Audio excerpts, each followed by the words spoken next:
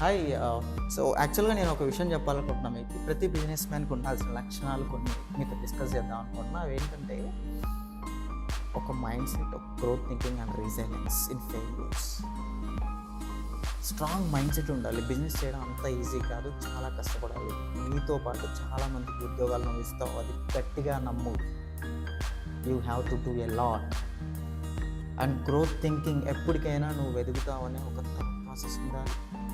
అలాగే రీజైలెన్స్ in failures. బిజినెస్లో చాలామంది చాలా ఎక్కువ ఫెయిల్యూర్సే చూస్తారు. సక్సెస్ అంత ఈజీగా రాదు. మన పెద్దవాళ్ళు చెప్పి సామెతలు ఏవి అంత ఈజీగా తీసేయద్దు.